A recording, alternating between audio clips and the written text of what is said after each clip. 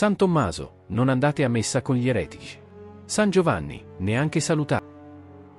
Non andare a messa con gli eretici.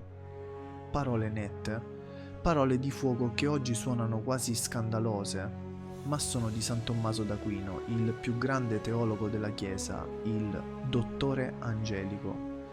Per lui, la partecipazione alla messa non è solo questione di rito, ma di fede condivisa.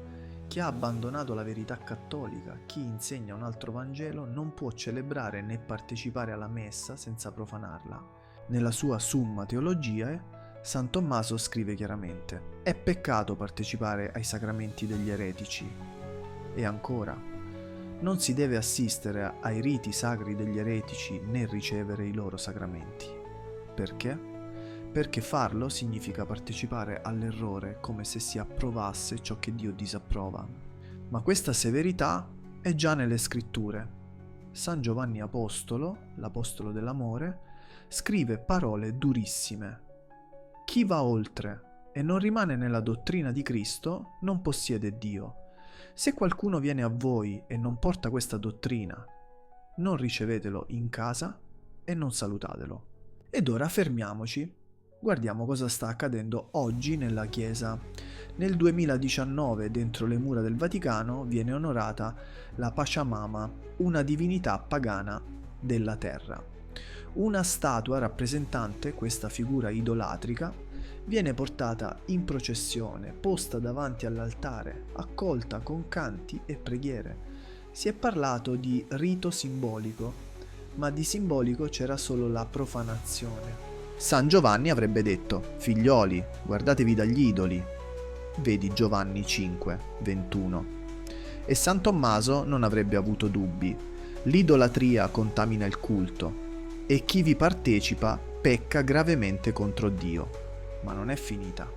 Nel 2023 il documento Fiducia Supplicans, approvato dal Dicastero per la dottrina della fede, autorizza la benedizione di coppie omosessuali, anche se convivono nel peccato.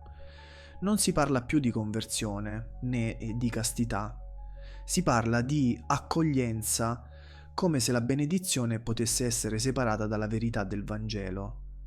Ma il Vangelo è chiaro. Chi dice di conoscere Dio ma non osserva i suoi comandamenti è bugiardo. Vedi Giovanni 2,4. E cosa fare allora?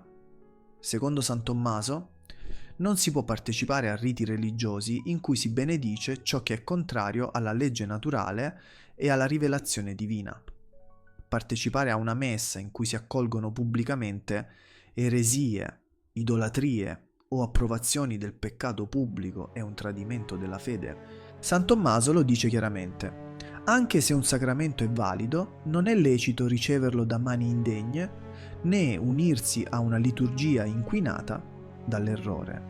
Non è rigidezza, è fedeltà a Cristo. Anche Sant'Agostino, pur in un altro contesto, aveva compreso il pericolo dell'apparente unità con chi nega la verità.